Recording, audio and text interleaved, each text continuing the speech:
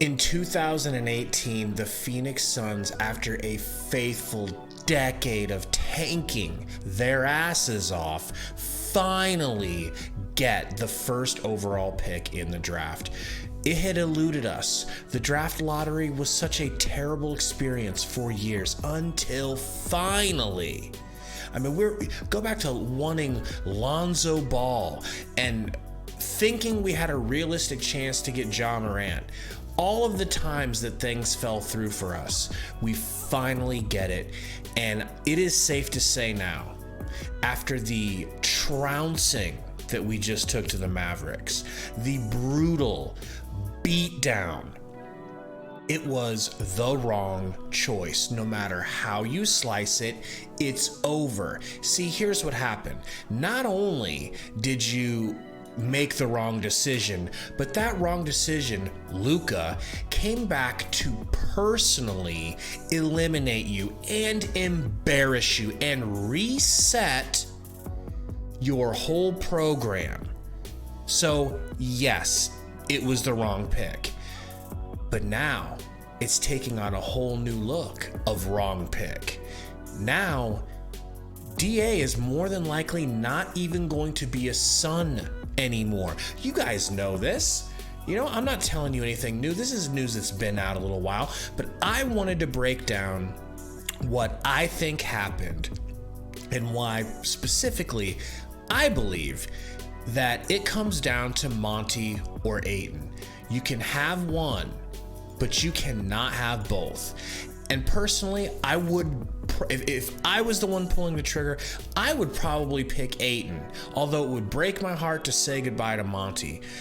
The thing is, guys and gals, Monty Williams is either incapable of setting up an offense to which Deandre Ayton can be successful consistently, or Deandre Ayton is just never going to be a consistent player. Here's why I think it's the prior. Because of Devin Booker. We love Devin Booker. I love Devin Booker. You love Devin Booker.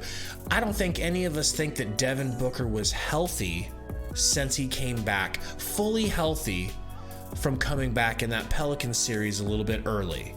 He certainly didn't look ready in the first game he came back, and he didn't really give us any of those Booker performances that we're used to. But I believe that Devin Booker is partly also to blame here, because I don't think he ever was willing to relinquish any control over whose team this is and who gets the shots, who gets to take what shot when they want. It's always been Booker. And I just feel like Booker never really took it upon himself to help DA grow into his own and become dominant.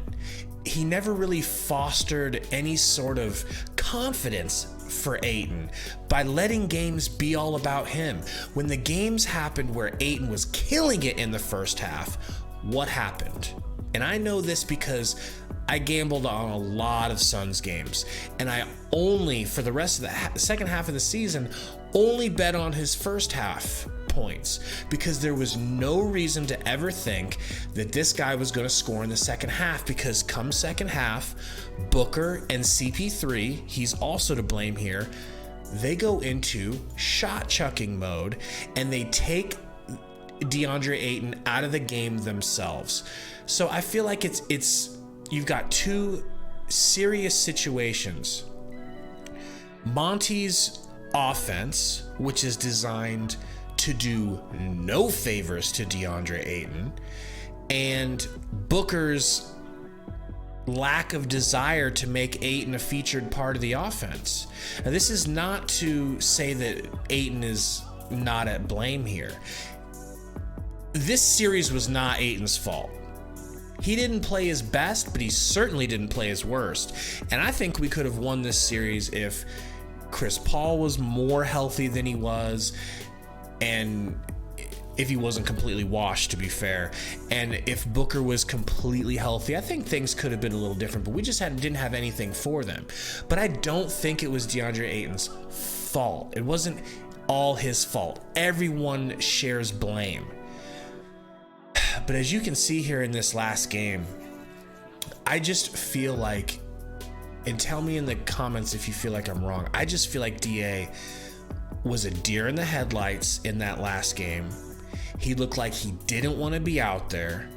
Everything turned into fadeaways and turnarounds. And I mean, this right here where he's just whiffing at the rim. There was a dunk earlier, I'm sure you saw on here, where he had an alley-oop and he tries to drop the ball, and it was a soft playoff performance.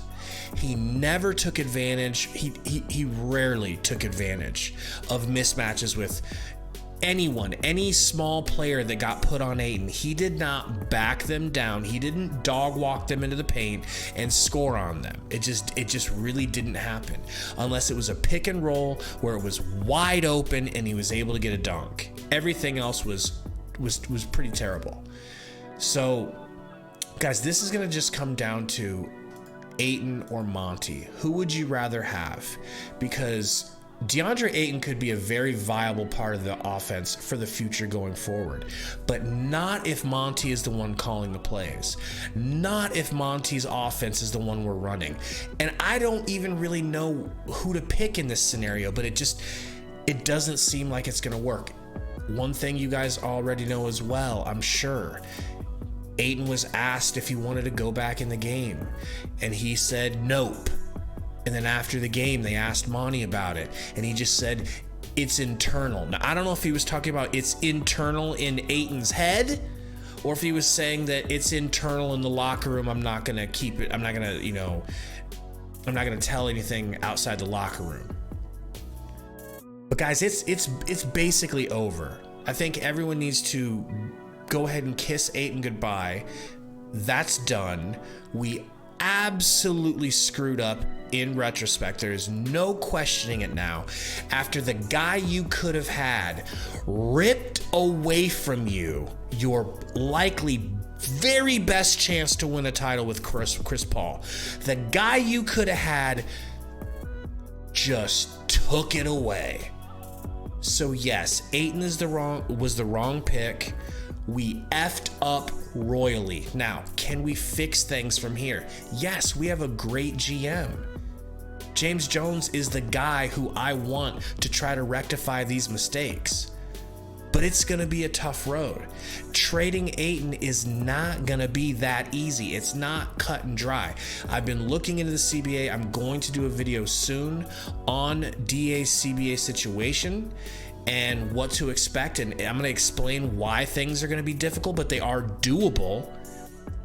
But we're in for the off season of our lives. This off season is life or death for the Phoenix Suns. We have a chance to get better here and actually get a player that, for better or for worse, Monty actually knows how to use. So whether or not we get somebody better than Ayton, as long as we get somebody who's more useful than Ayton inside Monty's system, that is a good system. So that's my breakdown of what I think happened. And I personally obviously think it's going to be one or the other. Please tell us in the comments, who would you rather have? Would you rather keep DA and try to find a new coach? Or do you just let DA go? Try to get the best you can in a sign and trade? Or would you rather wait to hold him for 6 months and then trade him during the season, next trade deadline? Let me know what you guys think in the comments. I cannot wait to hear it. It's going to be a crazy offseason, Suns fans. It's going to be a crazy, crazy offseason. And we're going to be here for you the entire time.